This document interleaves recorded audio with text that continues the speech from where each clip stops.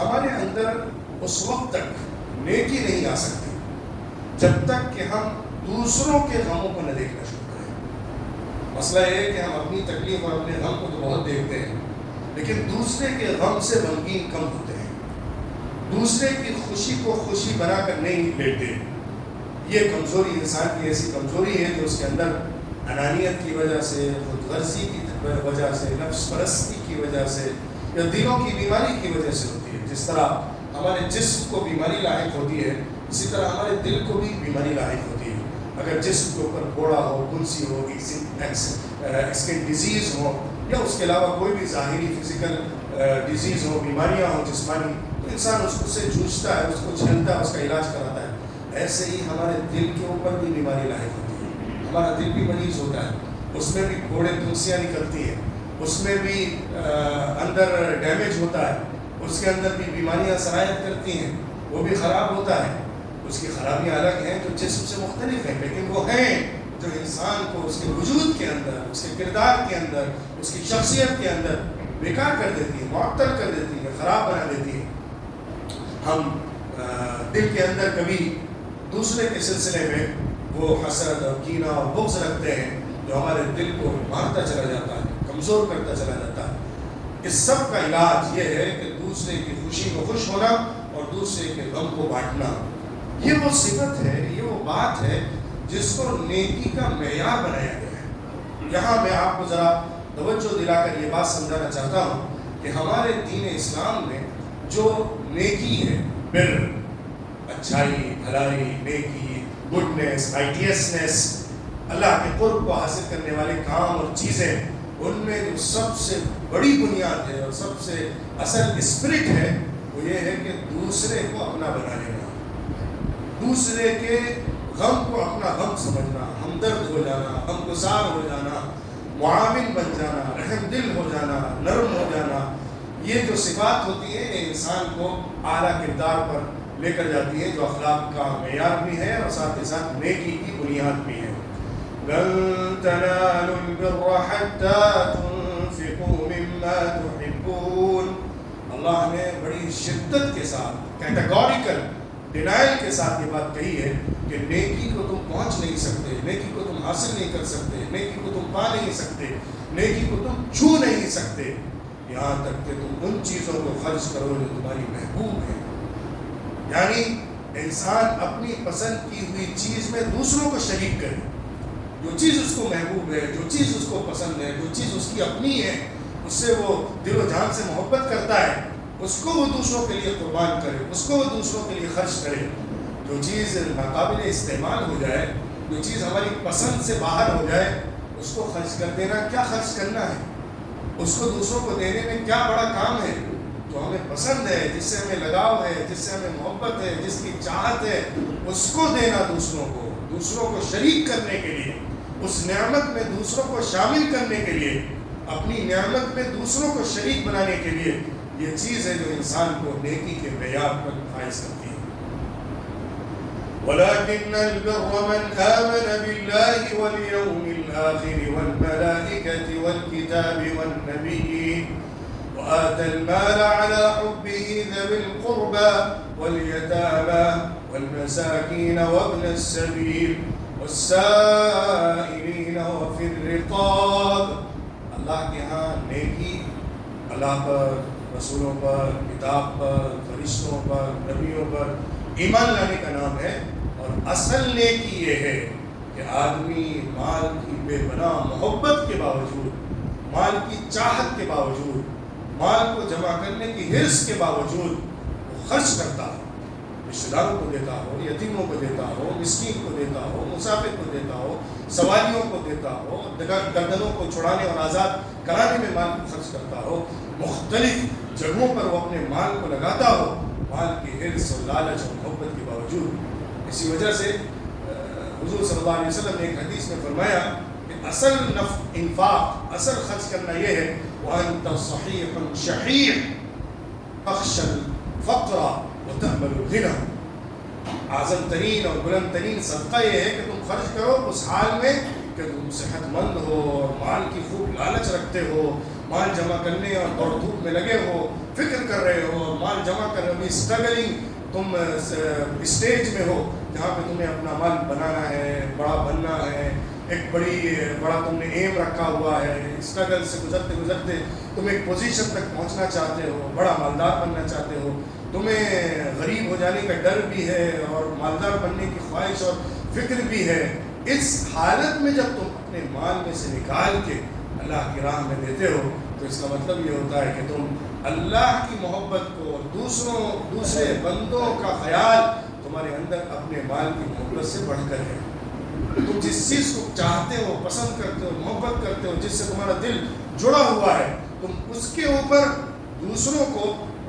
ترجیح دیتے ہو، دوسروں کا خیال تم کرتے ہو۔ تو پوائنٹ یہ ہے کہ انسان مال کو خرچ کرے یا اپنی محبوب چیزوں کو دے یا اپنی خوشی میں دوسروں کو شریک کرے، یہ اس کے اندر دوسروں کے سلسلے میں نرم گوشہ پیدا کرتا ہے، محبت پیدا کرتا ہے۔ اچھا، ایک اور بات نوٹ کرنے کی ہے کہ خرچ کرنے میں، دینے میں صرف اپنی پسند اور ناپسند نہیں چلتی ہے کہ میں جس کو چاہوں دوں، میں جس کو چاہوں نہ دوں۔ اللہ رب العزت نے کیٹیگریز بنائی ہیں، اللہ نے آمادہ کیا ہے کہ تمہیں خرچ کرنا ہے اس پر جو واقعی ضرورت مند ہے، جو مستحق ہے تمہارے مال میں۔ تم اس سے کتنا قریب ہو یا نہیں قریب ہو، تم سے کتنا موافق ہے کہ نہیں موافق ہے۔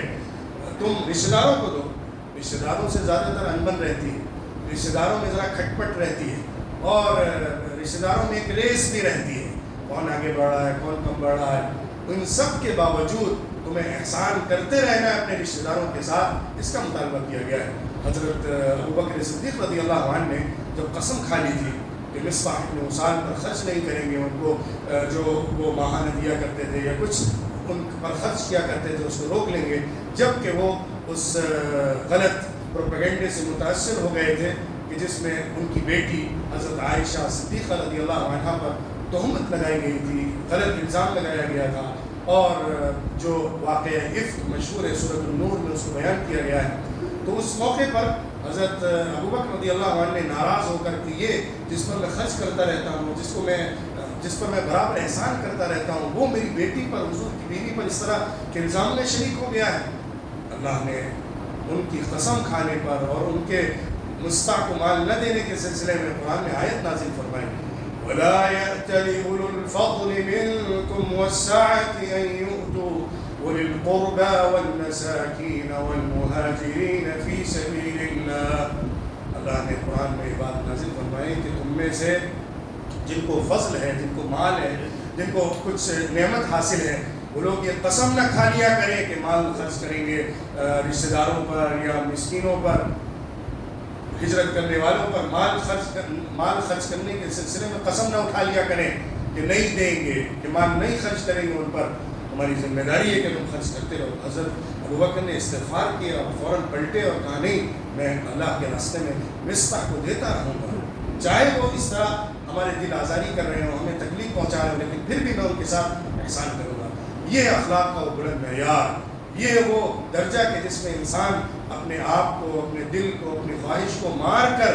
اللہ کی بنیاد پر دیتا ہے، اللہ کی بنیاد پر روکتا ہے۔ من اعطى لله ومنع لله، اس کو کمال ایمان کی بنیاد بنایا گیا کہ آدمی اللہ کے لیے خرچ کرے اور اللہ کے لیے روکے، کسی کو دے تو اپنے نفس کے لیے نہیں، اپنی بڑائی کے لیے نہیں، یا اس کا غلط فائدہ اٹھانے کے لیے نہیں، یا اس کو بعد میں استعمال کرنے کے لیے نہیں، صرف اللہ کی رضا کے لیے۔ اور اگر کسی سے مال روک رہا ہو تو وہ اپنی مرضی اور اپنی خواہش اور اپنی انا کی تسکین کے لیے نہیں، بلکہ وہ اللہ کی خاطر، کیونکہ وہ جگہ مناسب نہیں ہے اور جگہ دینا بہتر نہیں ہے۔ تو جب انسان دوسروں کو اس درجے میں اپنے اندر شریک کر لیتا ہے، اپنی نعمتوں میں شریک کر لیتا ہے، تو وہ بلند مقام تک پہنچتا ہے۔ اسی طرح انسان جب دوسرے کے غم کا ساتھی بن جاتا ہے، دوسرے کے دکھ اور درد میں کھڑا ہو جاتا ہے، اس کو بہت بلند مقام دیا گیا ہے کہ انسان دوسرے کے غم کو اختیار کرے، دوسرے کے غم کو اپنے اندر اس طرح سے لے گویا کہ وہ اس کا غم ہے۔ مثل المؤمنین فی توادهم وتراحمهم وتعاطفهم كمثل الجسد الواحد اذا اشتكى منه عضو تداعى له سائر الجسد بالسهر والحمى۔ حضرت نعمان بن بشیر رضی اللہ عنہ غالباً روایت کرتے ہیں اس حدیث کی کہ اللہ کے رسول صلی اللہ علیہ وسلم نے فرمایا کہ ایمان والوں کی مثال آپس میں محبت کرنے میں، ایک دوسرے پر شفقت اور رحم کرنے میں اور ایک دوسرے کے ساتھ غمگساری کرنے میں ایسی ہے جیسا کہ ایک جسم ہوتا ہے اس جسم کے اگر کسی بھی حصے کو کوئی تکلیف پہنچ جائے، پارٹس آف دی باڈی میں سے کسی ایک پارٹ کو اگر تکلیف ہو، کوئی چوٹ لگی ہو، کوئی دکھ ہو، تو پورا جسم بخار زدہ ہو جاتا ہے اور پورا جسم رات بھر جگتا ہے۔ حالانکہ چوٹ تو صرف ایک حصے میں لگی ہے، ہاتھ میں چوٹ لگی ہے، سر میں چوٹ لگی ہے، پیر میں چوٹ لگی ہے، لیکن پورا جسم تڑپتا ہے۔ انسان کو رات میں نیند نہیں آتی۔ ایسا نہیں ہوتا کہ انسان جسم کے ایک حصے کو چھوڑ کر باقی حصے کو آرام دے لے۔ اسی طرح پورے امت کی مثال ہے، ایک دوسرے سے اس طرح وہ جڑے ہوئے ہیں کہ اگر کہیں کسی کو تکلیف ہو رہی ہے تو پوری امت اس تکلیف کو محسوس کرتی ہے اور اپنا درد بناتی ہے۔ یہ جب انسان کے اندر صفت پیدا ہو جاتی ہے، اپنے پڑوسیوں کا غم، اپنے رشتہ داروں کا دکھ، اور اپنے جان پہچان والوں کا، اپنے محلے والوں کا، ایمان والوں کا جب درد اپنے اندر آ جاتا ہے، ان کا دکھ اپنا دکھ بن جاتا ہے، ان کے غم میں انسان شریک ہو جاتا ہے، غم گسار اور غم درد بن جاتا ہے، تب وہ اپنے بلند اخلاق کو پہنچتا ہے جو اللہ کے یہاں معیار ہے۔ تو ہوتا یہ ہے کہ ہم دوسرے کے غم میں شریک ہونے کے بجائے خوش ہونے لگتے ہیں۔ یہ انسان کی وہ گراوٹ ہے کہ جہاں وہ اپنی انسانیت کا چربہ اتار دیتا ہے، پھر انسان نہیں بچتا ہے، کیونکہ انسان وہی انسان ہے کہ جس سے دوسرا مانوس ہو، انس محسوس کرے۔ اگر دوسرے کا انس نکل گیا اور اس کے اندر بھیڑیا پن اور وحشی پن اس درجے میں سرایت کر گیا کہ غموں سے خوش ہوتا ہے، دوسرے کے درد سے خوش ہوتا ہے، دین کی بنیاد پر نہیں۔ ہاں، اگر کوئی اللہ کے راستے میں اللہ کے دین کے لیے دوسرے کو جو اللہ کا مخالف ہے، دشمن ہے، اس کے ساتھ مقابلہ کر رہا ہے تو ایک الگ بات ہے، لیکن جو اپنے بھائی کو، ایک انسان کو، مسلمان ہو یا غیر مسلم ہو، ایک عام انسان جب کسی بھی تکلیف اور درد میں ہے تو اس کے درد سے خوشی محسوس کرنا یہ انسان کی گراوٹ کی اور انسانیت سے نکل جانے کی علامت ہے۔ آج خود غرضی کے زمانے میں، انانیت کے زمانے میں، حرص و لالچ کے زمانے میں اور غلط مٹیریلسٹک ریس کے زمانے میں، لالچ اور دوڑ دنیا کی جو ہے، ایک چکر دنیا کا چل رہا ہے جس میں انسان بھاگ رہا ہے، اس کے اندر جو بڑی بیماریاں دل کے اندر آ گئی ہیں، ان میں ایک حسد بھی ہے، ان میں نفرت بھی ہے، بغض بھی ہے، دوسرے کو نیچا کرنے کی کوشش اور چاہت ہے۔ اس چیز نے انسان کو اتنا گرایا ہے کہ ہمدردی اور غمگساری تو دور کی بات رہی، وہ تو اس غم کو خوشی محسوس میں بدل لیتا ہے، اپنی خوشی بنا لیتا ہے۔ یہ انسان کی گراوٹ کی علامت ہے، یہ انسان کے نیکی کے قریب بھی نہ آنے کی بات ہے۔ میں نے جیسا کہ کہا، اللہ کے ہاں نیکی کا معیار الگ ہے، ہمارے اور آپ کی نگاہ میں الگ ہو سکتا ہے۔ کوئی آدمی بڑا نمازی ہو سکتا ہے، بڑا عبادت گزار ہو سکتا ہے، بڑا دنیا سے بے رغبت ہو سکتا ہے، بڑا مال خرچ کرنے والا اور صدقہ کرنے والا ہو سکتا ہے، بڑا سخی اور دریا دل ہو سکتا ہے، وہ بڑا حاجی اور بڑا عمرہ کرنے والا ہو سکتا ہے، لیکن نیکوکار نہیں ہو سکتا، نیک نہیں ہو سکتا، بر کو نہیں پہنچ سکتا، اور اللہ کی نگاہ میں وہ بہترین انسان نہیں ہو سکتا جب تک کہ وہ انسانی بنیادوں پر جو اللہ نے بیان کی ہیں، جس کو میں خلاصے کے طور پر یوں کہتا ہوں کہ اپنی خوشی میں دوسروں کو شریک کر لینا اور دوسروں کے غم میں شریک ہو جانا، اپنی خوشی میں دوسروں کو شریک کر لینا اور دوسرے کے غم میں خود شریک ہو جانا، یہ صفت جب انسان کے اندر جتنی زیادہ آئے گی اتنا ہی زیادہ اس کے اندر نیکی بڑھتی چلی جائے گی، کیونکہ اس کے بعد جو اس کا عمل ہوگا کہ دوسرے کا خیال، دوسرے کی ہمدردی، دوسرے کی خدمت، دوسرے کے لیے قربانی، یہ صفت جو اس کے اندر یہ کام جو وہ کرتا چلا جائے گا، وہ اس کے اندر نیکی کی الگ الگ شکلوں کو ظاہر کرے گا۔ اپنی نعمتوں کو دوسروں کو شریک کرنا، خرچ کرنا، دوسروں کو بلانا، دوسروں کے اوپر مال خرچ کرنا، اپنی محبوب چیزیں دوسروں کو دینا، یہ جب ہوگا تو صدقے کی الگ الگ شکلیں اس کے اندر آئیں گی۔ تو اعمال جو پیدا ہوں گے، جو نیکی والے اعمال ہیں، یعنی جس کی بنیاد پر اللہ کے ہاں بر اور نیکی حاصل ہوتی ہے، اس کے پیچھے یہی بنیاد ہوگی کہ انسان زیادہ سے زیادہ دوسروں کے ساتھ احسان کرنے والا اور دوسروں کے ساتھ کھڑا رہنے والا ہوگا۔ اللہ کے رسول صلی اللہ علیہ وسلم کی تمام صفات کے اندر جو عظیم ترین ان کے اندر صفات ہیں، ان میں سب سے نمایاں ان کی انسانیت نوازی کی صفت ہے۔ جب ان کو نبوت دی گئی تھی، جب رسالت ان کو عطا کی گئی تھی، جب وہ نبی بنائے گئے تھے اور رسول اللہ کی طرف سے منتخب ہوئے تھے، تو اس وقت جو حضرت خدیجہ رضی اللہ عنہا نے حضرت محمد صلی اللہ علیہ وسلم کے بارے میں گواہی دی تھی اور ان کو اطمینان دلایا تھا، ان کو ڈھارس باندھی تھی، اس وقت انہوں نے جو کیریکٹر حضور صلی اللہ علیہ وسلم کا بیان کیا ہے وہ یہی انسانیت نوازی، تعاون، محبت، دوسروں کی خدمت کو ظاہر کرتا ہے۔ انک لتصل الرحم وتحمل الکل وتكسب المعدوم وتقري الضيف وتعين على نوائب الحق۔ حضرت خدیجہ رضی اللہ عنہا نے حضور صلی اللہ علیہ وسلم کی جو صفات بیان کی ہیں ان میں یہی بات ہے، دوسروں کا خیال، جو جس کے پاس نہیں ہے اس کو کما کر دینا، مہمان نوازی کرنا، تعاون کرنا، لوگوں کی مشکلات کو اپنی مشکل بنا کر اٹھا لینا، لوگوں کی مصیبتوں میں ان کا سہارا بن جانا، ہر پریشان حال کی مداوا بننے کی کوشش کرنا، یہ آپ کا کردار ہے، یہ آپ کی صفت ہے۔ اب اس کے بعد آخری میں جو بات ذکر کرنا چاہتا ہوں، اللہ کے رسول صلی اللہ علیہ وسلم کی یہ حدیث ہے کہ جس کے ذریعے سے آپ اس تمام معیار کو سمجھ سکتے ہیں۔ اللہ کے رسول صلی اللہ علیہ وسلم نے فرمایا، اللہ کے نزدیک سب سے زیادہ محبوب بندہ، قریب بندہ، نزدیک بندہ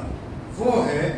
جو دوسرے اللہ کے بندوں کو زیادہ دنیا میں فائدہ پہنچاتا ہے، جس کے ذریعے سے دوسروں کو فائدہ زیادہ ملے، جس کے ذریعے سے دوسروں کا بھلا زیادہ ہو، جس کے ذریعے سے دوسروں کو خیر حاصل ہو جائے،